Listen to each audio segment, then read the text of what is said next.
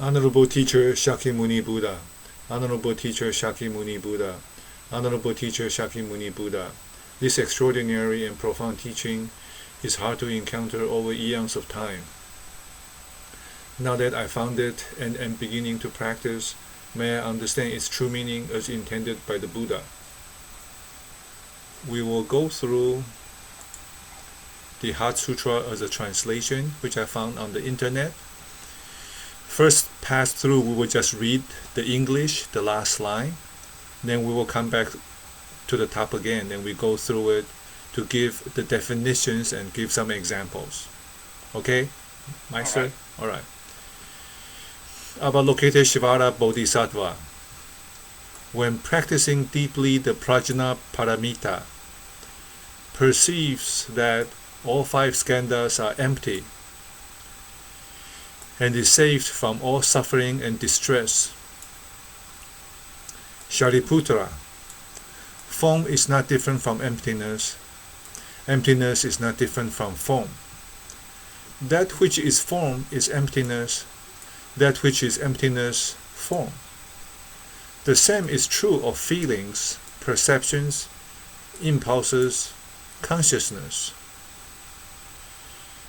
Shariputra. All dharmas are marked with emptiness. They do not appear nor disappear, are not tainted or pure, do not increase or decrease. Therefore, in emptiness, no form, no feelings, no perceptions, no impulses, and no consciousness. No eyes, no ears, no nose, no tongue, no body, and no mind. No color, no sound, no smell, no taste, no touch, no object of mind, no realm of eyes. Line 13. And so forth until no realm of mind consciousness. No ignorance and also no extinction of it. And so forth until no old age and death and also no extinction of them. No suffering, no origination, no stopping, no path, no cognition. Line 17. Also no attainment and nothing to attain. The Bodhisattva depends on prajna paramita, and the mind is no hindrance. Without any hindrance, no fears exist. Far apart from every perverted view, one dwells in nirvana. Line 21. In the three worlds of the Buddhas depend on prajna paramita. Line 22. And attain anuttara samyok sambodhi. Line 23. Therefore know that prajna paramita is the greatest transcendent mantra, is the great bright mantra, is the utmost mantra, is the supreme mantra, is able to relieve all suffering and is true, not false. So proclaim the prajna paramita mantra, proclaim the mantra which says gate gate para samgate bodhisvaha. Those are the 27 lines of the Heart Sutra, which is the shortest sutra the Buddha taught, and yet it is recited by the monks and the nuns oftentimes throughout the day, and also as they begin the morning practice, the evening practice. So it's a very popular teaching. When I attended the teachings, the conferences with the Dalai Lama, I probably was with him altogether maybe 24 days over the years. He often started the teaching with his monks chanting the Heart Sutra. Okay, So let's go back to line number 1, Avalokiteshvara. That is the name of this Bodhisattva in the Tibetan Book of Living and Dying, which you have read. In Chinese, the name is very telling. Guan Zizai Pusa. Guan, the word is perceive. Okay, you can see the translation right above the English as perceive. So, observe and perceive is meant to use the organ. When you use your eye, you see something. First, you see something, you are using your sense.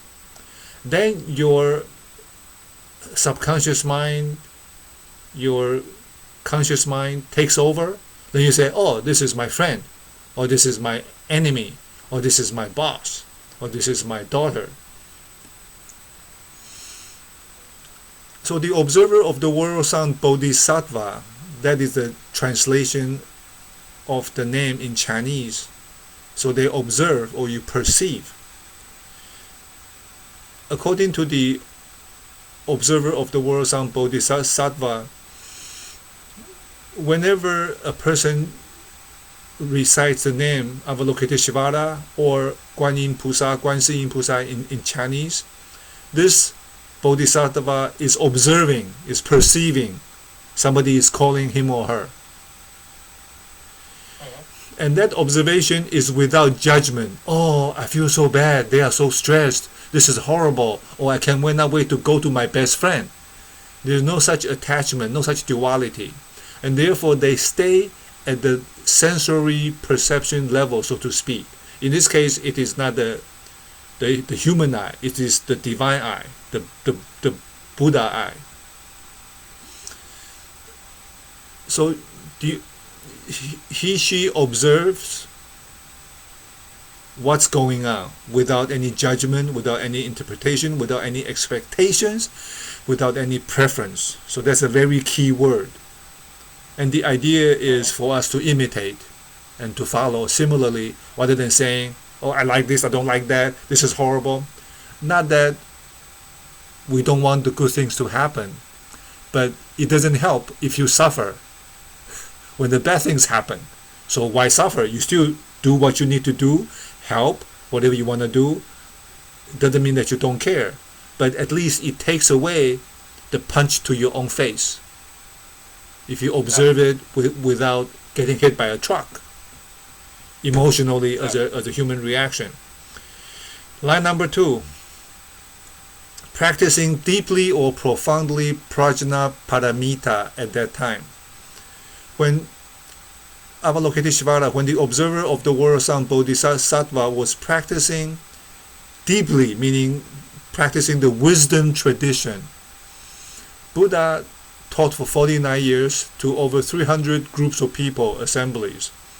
And he taught to the Bodhisattvas, the people who have taken the Bodhisattva vow, such as, for as long as space shall endure, and for as long as they are sentient beings, may I to abide to alleviate the suffering of all sentient beings. That is the foundation of Mahayana, the big vehicle. It carries more than just you, more than just your wife, your daughter, your son, your parents. It carries everybody, all the sentient beings, including an ant, a worm, your great-great-great-grandfather who is gone. It includes everybody, past, present, and future. So it's a huge vow. I happen to have taken that with the Dalai Lama decades ago. So when you get a chance, when you are ready to do it, I strongly recommend it, to take the Bodhisattva vow. So paramitas refers to the perfection, as we talked about during the K Sutra, I believe. Prajna, the I Sutra, Infinite Life Sutra, which you and I recorded together. Paramita refers to a perfection. Oftentimes, when the Buddhist texts were translated, maybe from the Pali Canon to Thai, or from Sanskrit to Chinese, and then to English, they have retained the original word for a number of reasons, according to the Master Jing Kong. One, out of respect to not change that. Number two, the original sound has its own power, like gate, gate, para, some gate. So they didn't want to change that. Yeah. And number three, there are multiple reasons to the word, multiple meanings to the word. So they just don't translate. They just let it be. So paramita means perfection. So these are the perfections that a bodhisattva relies on their journey towards enlightenment. When you have taken the bodhisattva vow, and then your life's goal is to become enlightened as a Buddha, so you can help all sentient beings. That's what the foundation of Mahayana tradition is. So in terms of the 6 paramitas, let's go over them briefly. Charity, generosity, because human beings, we identify ourselves with our possession, with our money, with our time, with our loved ones. And charity is where I give away. I give away my money, I give away my possessions, I give away my time, I give away my body, donating an organ or platelets or blood. So that reduces the self-grasping. So it's like a not superficial, but the preliminary steps to letting go of grasping at oneself. Charity, giving, money, knowledge, time, compassion, prayer. And the second paramita is patience. Patience is also humility or endurance. Well, since I was 18, now I'm not 18 anymore. I look different. My friends don't recognize me anymore who knew me when I was a teenager. So I was so attached to the way I was when people talked about me. I was very angry. I was ready to fight. So that is a lack of humility, is a lack of patience, because I'm getting angry over nothing, their opinion, and I get into it and I fight. So patience also prevents me from committing negative karma. The third paramita, perfection of a bodhisattva, is diligence. Very focused. You wake up at 5:30 a.m. to go to work every day. It's a sign of diligence and persistence. Then the last 3 paramita, the last 3 perfections, they go together. Morality, meaning no killing, no stealing, no sexual misconduct, no lying, no drinking alcohol. Those are the 5 precepts, vow I've taken with the Dalai Lama as well. Then they have the 10 karmic acts, in addition to the 5. So they have the mouth, no lying, no divisive speech, no vicious speech, no innuendos, flattery, and then the 3 negative acts of the mind: anger, greed, and delusion. And then of the body: killing, stealing, sexual misconduct. So 4, 3, 3. So that's 10. The 10 karmic acts. The 10 karmic acts on top of the 6 paramitas. So when a person, the 4th paramita in the sequence I shared them with you just now, morality, is where you observe certain precepts. You say, okay, I want to help, but then I'm gonna go and spit on them and call them names and hit them with a stick, and I come home and I pray to the Buddha. It doesn't help, because if I do something bad, maybe I'll be afraid. Are the cops gonna come after me? When I'm addicted to heroin, I become very paranoid, always looking over my shoulder. Are they coming? Did they have a video of me stealing something in somebody's house? So when the person doesn't follow morality or the precepts, they cannot have the 5th paramita, which is meditation or calm abiding. It's very difficult to be in calm abiding when I just cheated on my wife and I say, oh, are they gonna find out? Is she gonna see a text from my mistress? Your mind is not calm. So in that case, how can you practice the perfection? Therefore, following the morality, the precept, is a prerequisite to having calm abiding or meditation. That's how the lie detector test works. Somebody goes, did you do it? No, I didn't do it. They can put a nice smile. They can look really relaxed and relax their vocal cords. So well trained. but the equipment can tell. Their heartbeat has gone up, their blood pressure has gone up, they are lying. That's what the lie detector test does. So morality is very important. One has to observe the precepts, and then calm abiding is meditation, and that leads to the wisdom mind. The wisdom mind arises. So out of the 6 paramitas, the 6 perfections the bodhisattvas use to attain enlightenment, according to the Buddha, those are the rules and the principles we should use. All of them are blind. Oh yeah, I'm very giving. You want more money for gambling, heroin, drinking alcohol, become drunk? Oh, here's money. I'm very generous. I'll give it to you. Are you helping or are you hurting? Patience. Oh, I'm very patient. Yeah, you can talk rudely to my wife. You can insult my mother. And you can do, I'm very patient. I'm very patient. I'm very humble. I'm kind. I'm accepting. I'm open. All of these are blind perfections. They have no eyes. They are just, you can use it wrong, incorrectly. And diligence. Oh yeah, I work very hard, so I can go to somewhere and do something, find a beautiful lady and do things with her. Or I'm very hardworking, very diligent. From morning until night, I'm up at 4 a.m. earlier than you, and I work until midnight, so I can do certain things. So diligence, again, there's no intrinsic good or bad about it because it is blind. Same thing with morality, right? So if you know somebody who is going to do something bad, and then you physically stop them, looks like you are hurting or fighting with somebody, but then you are doing it for the right reason, right? So even morality comes into question. There are exceptions that you can make in the Buddhist world for lying, for killing, for stealing, for whatever. For example, the hunters are shooting a rabbit, and the rabbit ran to the left, and the hunters came and said, "Where did the rabbit go?" You can say, "Well, I didn't see," or you can say, "Yeah, you went straight." So in that case, you are lying to save a life. So, but don't break the rules, the 10 commandments, so to speak. Don't break them easily. But anyways, so once the wisdom perfection comes into play, that's what we are talking about here. Out of the 49 years when the Buddha taught, most of the time he taught was on the wisdom teachings, because that's the most important according to Master Jin Kong. So the Heart Sutra is a representative of the wisdom teachings. Okay? And the wisdom at the very high level, right? So today, I knew you before you were born, right? Because I knew your father when he was 16, then he met your mother, and I met your mother, then she became pregnant, then Chris came, then you came. So,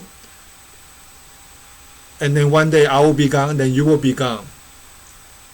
So all of these men, women, Chinese, Hungarian, German, Italian, all of these are labels, right? So at the very basic, we are all human beings, we are the same. And then if you look at the blood, the lungs, the heart, all the human beings are the same, but we make so many distinctions. Tall, short, Chinese, African, Mexican, American, whatever, we make all these distinctions.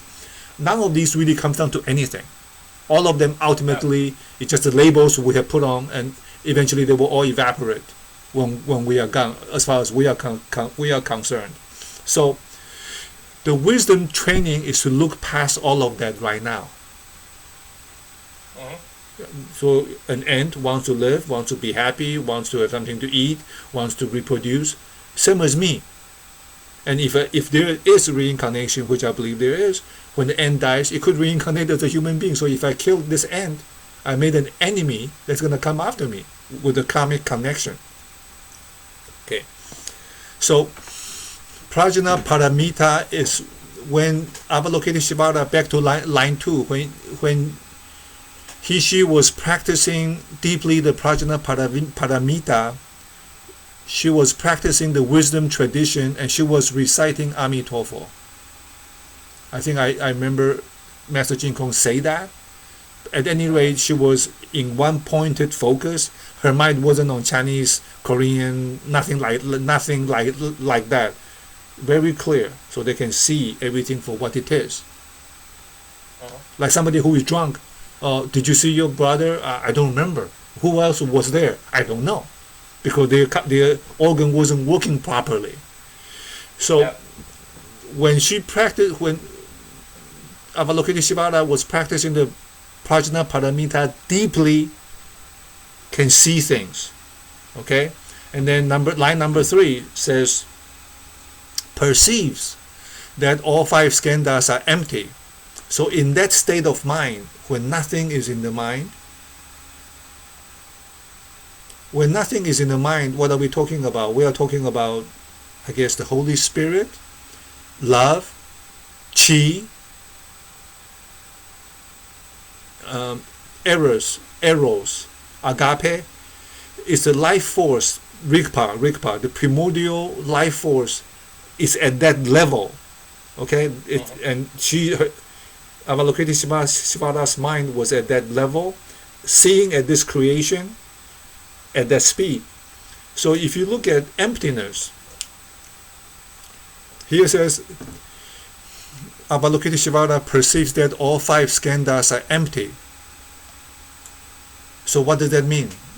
My interpretation, and before today, thank you so much for being willing to do this. I watched Master Jin Kong on Heart Sutra and 2-3 other teachers as well in Chinese. Duality is holographic. Holographic means I look from here, it looks like a woman. I look from there, it's my mother or it's my sister. But then if you look at her, just a person. If you didn't know, I was related to her. So if I'm very hungry and I've been thinking about goulash for the last 2 weeks, I eat goulash, I'm so happy, it's delicious. But if I eat goulash 3 times a day, 3 years in a row, every day, I will hate it because it's just too much, right? So goulash itself is intrinsically empty. It doesn't have any meaning in itself. And a human being, when Tiara is growing up, she's eating homemade food from her mama, Ima, and so on. So she will prefer something when she grows up, then she would prefer her childhood food more than Chinese food, for example, right? Because this is how she was programmed in this duality. There's no intrinsic, independent significance to that, except this is the habit she has acquired in this life, right? So duality is holographic, and then the second interpretation of emptiness is that everything is transient. As we all know, 100 years from today, you and I and our kids will be gone. So because of impermanence, none of this is really real in the sense over space and time. It is real here, like the dewdrops on the leaf. It is here for today. Tomorrow it's gone. It pops. Sadhguru says on the smartphone you have a pop-up and then it's gone. Pop. Same idea. And Buddha said life is like bubbles on the water, like a shadow on the ground. Same words, very similar. So the third example of emptiness, perceives that all 5 skandhas are empty, is in quantum mechanics. They said at the subatomic level, substance, material, is vibrating at the speed of light. So it's pure energy. So science has reached the same point. It doesn't really exist.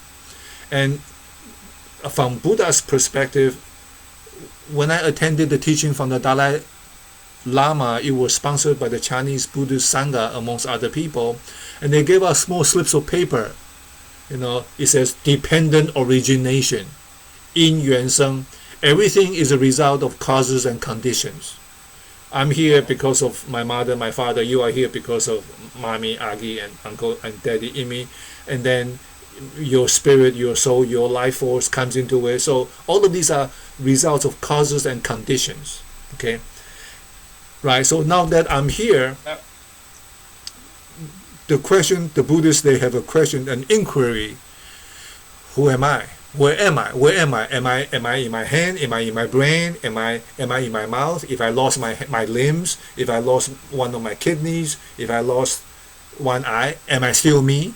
At what point am I not me? So if I say, okay, I'm here in this part of the brain or this part of the brain. Some people have lobotomy, like JFK's sister had lobotomy done on her. So people say, okay, so am I this part of the brain? They open up the brain and they probe it and say, okay, the hand is coming up, because they push the brain, the hand got triggered. Then they say, okay, can you put your hand down? And the guy went like this. So the question is, where am I? Where is this? Where am I? If I lose my nose, am I still me? So, because human beings, all creatures, is a result of causes and conditions that's put together, it has no intrinsic, independent, objective self.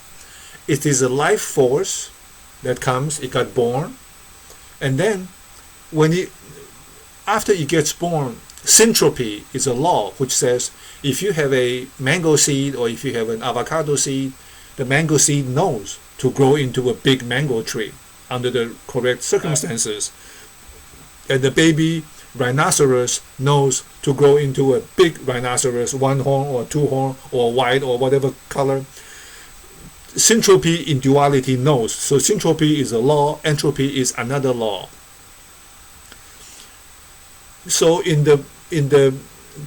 my perspective, my understanding of the Buddhist teaching is you have life force, then you have karma. So the karma can choose a channel, a bandwidth, animal realm, human realm, ghost realm, asura realm, heavenly realm. So the karma will drive this life force to one of the realms. Once it connects to the realm, then the law of that realm takes over. An eagle can see very well while it's flying. That's how it's designed. An eagle has got 10 knives in the feet, the claws, right? Yeah. So, and some animals can see at night. Some animals cannot see at night. Some animals can breathe under water. So you have life force and the karma that chooses a channel. And then you have syntropy that takes the life through duality. So it's a process. It's a process of, like you go up to a bicycle, you push the bicycle will go, you will fall down, you will go left or right. It is a result of the push. The bicycle is not alive. It's not an independent, objective being. So similarly, human beings are the same way. Okay, so that's the fourth level of emptiness, and all of this is sitting on the life force. Once you are born into duality, then you are in that life force. So that's number 3. Perceives that all 5 skandhas are empty. And number 4, achieves and delivers perfect wisdom from all suffering and calamity. Once, not only that you understand these 4 levels, I'm sure there are many more levels that we can think of if we spend time to go through what does it mean by they are empty. But once you understand it's empty, that you agree with everything that we talked about, none of this is a big deal, it's common sense. 100 years from today we'll be gone. Yeah, okay, so what's the big deal? That's, so okay, so we all know that. The point is to be able to rest in that state of mind, rather than saying, oh yeah, I have to go to work so I can make money so I can help my parents, for example.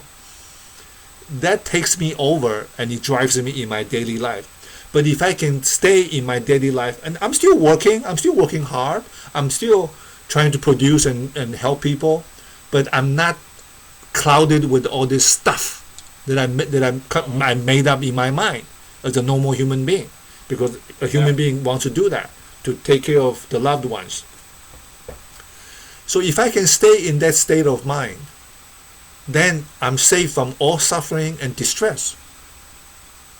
I know people will die. I know that. I've known people will die since I was 10 years old. But I'm so attached I cannot let go, and therefore I suffer. Yeah. And the idea is let go, stop grasping, and be able to rest in that state of mind. That's the point. The point in my mind of all of this practice is to get to the point of non-attachment. The Buddha said the source of all suffering is attachment. Line number 5. Shariputra, that's his name. Form is not different from emptiness, and emptiness is not different from form. And we have given examples of this, right? If I didn't know who your boss is when I saw him on the street, it wouldn't mean anything to me. But if you see him, you say, "Oh, hi boss, how are you?" Right? So, but he is intrinsically empty, and the meaning we give him is based on our relationship in duality with him. So number 6, I think is pretty clear. If it's not, let me know. So same thing. So the 5 skandhas are feelings, perceptions, impulses, actions, and volitions. That's not the 5 skandhas. Okay, the 5 skandhas, 色受想行识, they talked about it here. Form,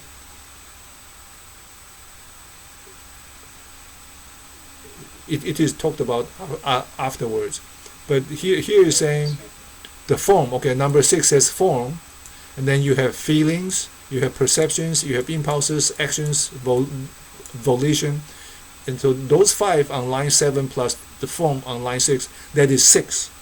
So 5 skandhas is not talking about those 6, it's talking about something else.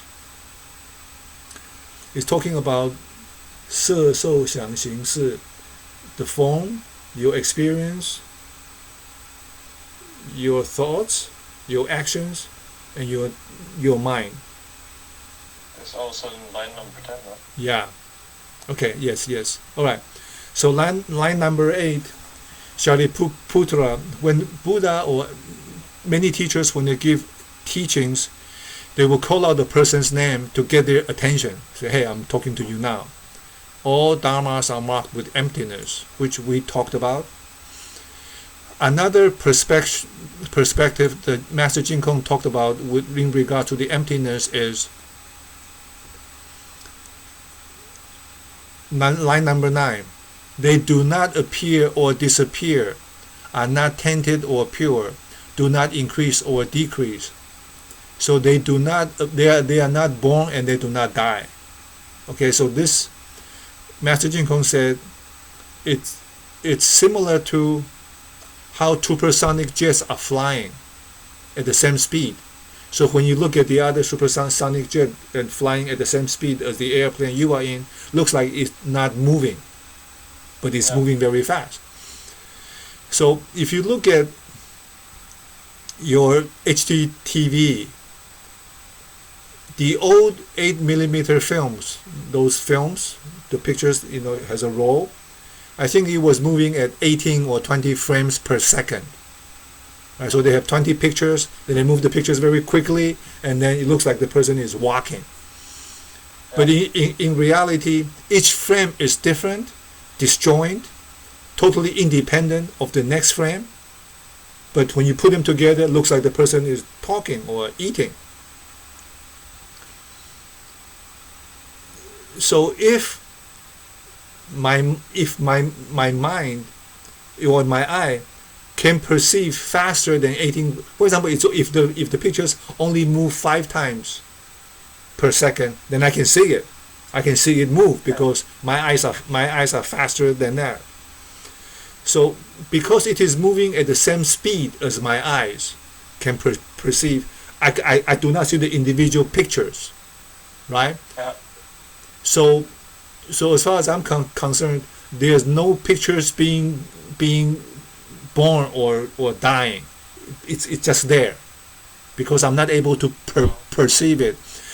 So it's a question of how calm, how wise the mind is that the mind can perceive. Maitreya Bodhisattva said the speed of mind, we talked about this previously, is like, for example, 2 billion subtle thoughts per second.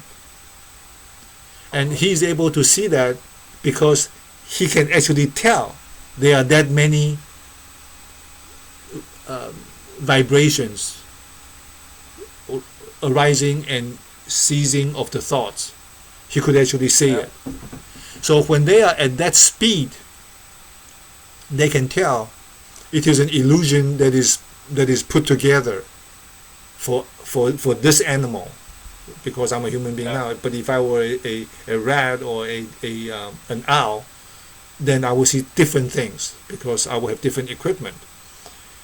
So that's to explain they do not appear or disappear, are not tainted or pure, do not increase or decrease. Here they are talking about the level of pure consciousness, life force, Rigpa, Holy Spirit, key. And that's the foundation life force that is used to create all things. A tree, a flower, a rock, a table. Water, as you know, when they put prayer over it or if they curse into it, then they freeze the water into ice, then they put the ice crystals under microscope, they can tell the ice crystals actually reflect the prayers. You are aware of that, right? So this universal intelligence, this life force is there. And that permeates all things. So they are talking about this level. At that level, it does not increase or decrease. It does not become dirty or become pure. Line number 10. Therefore, emptiness is no form, no feelings. So at that level, at that stage, they are really the same. Okay? So pretty much we have explained that, I think. No eyes, no ears, no nose, no tongue, no body, and no mind. So here's 1, 2, 3, 4, 5, 6. So the 5 skandhas is 色受想行识. Skandhas, okay, no color, no sound, no smell, no taste, no touch, no object of mind, no realms of eyes. So it is saying all the physical organs we have and the physical organs, sensations and experiences, they arise and they cease at the same time, and they do not intrinsically exist. At that level, when Avalokiteshvara was in this deep prajna paramita practice, he transcended all of it. Okay? And until there is no realm of mind consciousness, line 13, line 14. Buddha, when he was giving the teachings, right, he talked about ignorance, he talked about sickness, old age, right? So line 15, old age, sickness, and then he talked about the cessation of suffering. Line 16 is referring to the Four Noble Truths. The truth of suffering, the truth of the path that leads to suffering, the truth of the cessation of suffering, and the truth of the path that leads to the cessation of suffering. So that's line number 16. So at one point, the first teaching he gave to the 5 ascetics, as you saw in the movie, Shakyamuni Buddha's biography. That was the first teaching he gave to the 5 fellow ascetics after the Buddha attained full enlightenment. And then in this Prajna Paramita teachings, he started to say there's no Four Noble Truths. He taught the Four Noble Truths, and I think that became Theravada, Hinayana, like you were saying, went to Thailand. And then at some point he reversed it. Because there's no Four Noble Truths.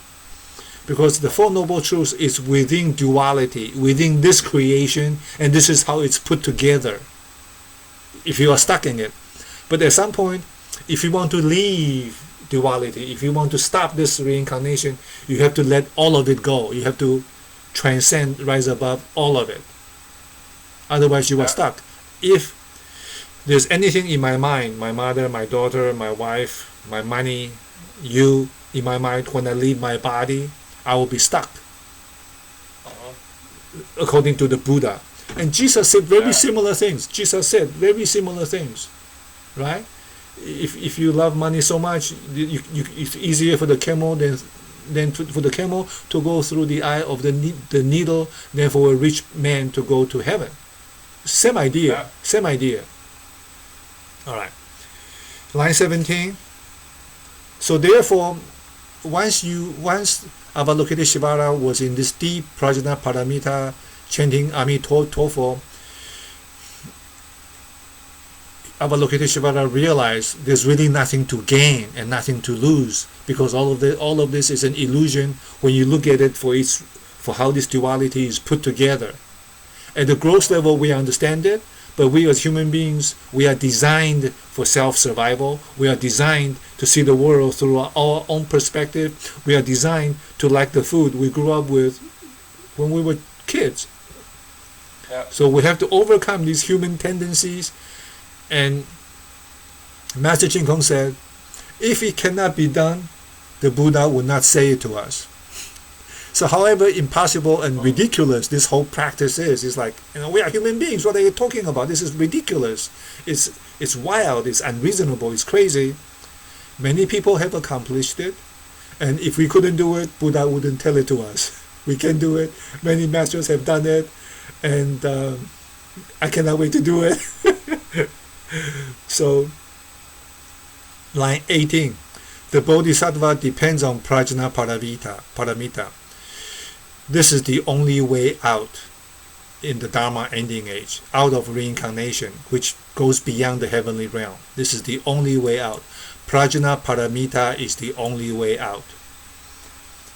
So therefore, there are no obstacles in the mind, and because there are no obstacles, there's no frightfulness and being scared and horrified of losing something or dying, because that being horrified or being angry, being scared is a result of attachment, and strong attachment will send the spirit, the person, to the ghost realm, the hungry ghost realm.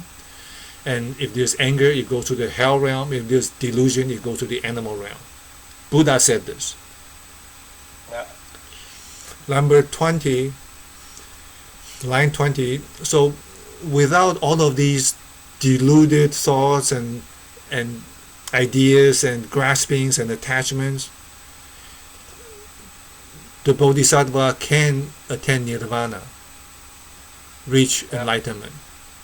Line 21. In the three worlds, all Buddhas depend on prajna paramita. The Buddha talks about different world systems, and some of the teachings, the K Sutra, Kshitigarbha Bodhisattva Sutra, was actually taught in the heavenly realm. So that's kind of really weird, right? So the Buddhas, some of them live on earth, they come and go, Shakyamuni Buddha, but they have different world systems. The world system of form, the world system of desire, and the world system without form. So they are Buddhas and different human beings or creatures or spiritual beings living different realms. And in those realms, they are Buddhas as well. So even the Buddhas from other world systems also rely on prajna paramita. Yeah. And Shakyamuni Buddha attained full enlightenment in this life after, I guess, how many years? 9 years, 12 years? I don't remember now. He left when 12 years. He had attained full enlightenment like 8,000 times previously. So this wasn't the first time. It was a show for us. Come to help us out of samsara. Therefore, because there is no fear and no grasping and no attachment. Line 22 says, the Bodhisattva can attain Anuttara Samyok Sambodhi. Anuttara Samyok Sambodhi is one of those Sanskrit words which were not translated, means the highest level of enlightenment, true enlightenment, real enlightenment. That's not what line 22 is saying. Therefore, know that prajna paramita is a great transcendent mantra. It's a great, bright mantra, the utmost mantra, the supreme mantra, unequaled mantra. It Can you can explain the meaning of transcendent, please? I hear transcendent, yeah. I don't get what it actually means. it can take you past, can take you beyond all these things.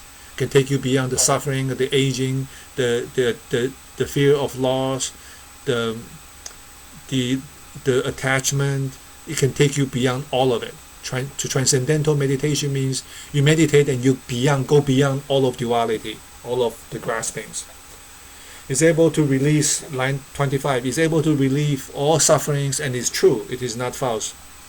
The Buddha does not lie. And Master Ching Kung said, okay, let's say the Buddha was lying. Then he says, what would be the intention? Is he trying to get your money? Well, he's already dead, so he's not taking your money right now. Then Master Ching Kung said, okay, so if he's not for money, maybe he's crazy. and then Master Ching Kung said, look at what he writes. The Chinese translations, Master Dennis, it's beautiful.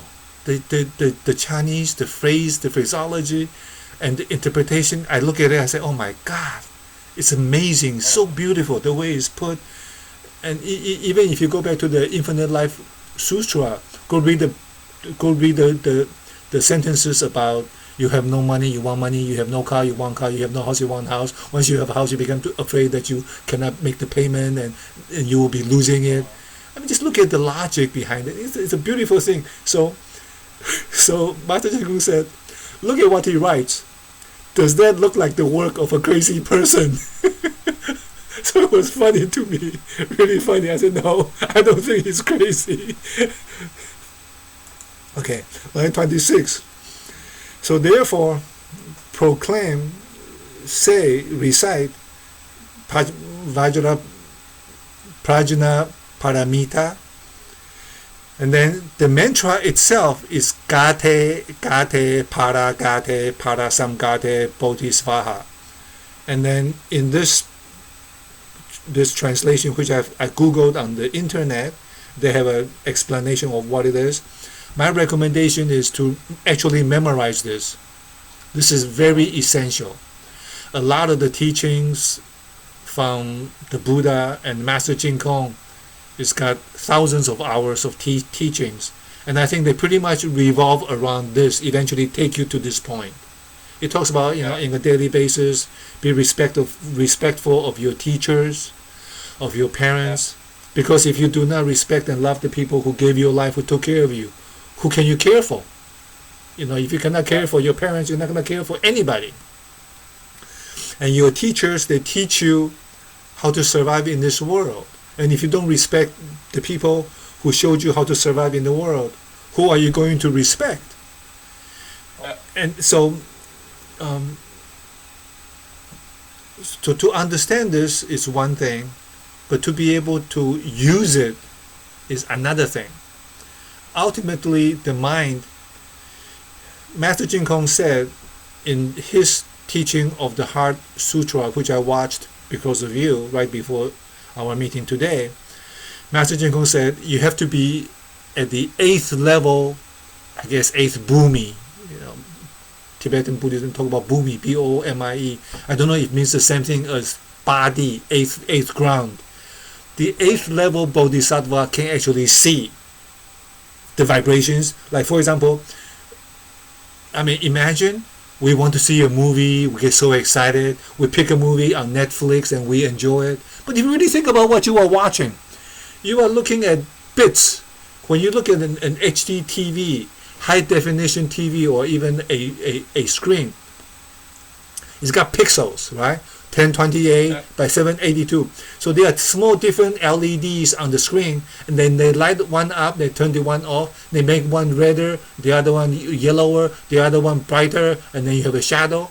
So you are watching dots, zeros and ones, right, on the screen. And then it keeps on changing so quickly, it looks like, oh, they are kissing, oh, she had a nice car, or they are beautiful people, or so sexy. And we get all excited. But oftentimes, we are just watching dead people years ago doing something, and now we are watching it on the pixels on and off, and we get all excited and all happy. Think about it. It's really kind of strange if you really think about it.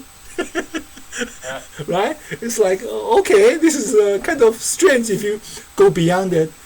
But human beings, myself, my wife, we love it. We revel in this mirage, which we call life, until it is gone. So the Heart Sutra, I think this is pretty much it. Is there anything you have? Do you have any questions about it? Any thoughts, concerns before I stop the recording? No, Master, thank you very much. I think we went through all of it. I just saw in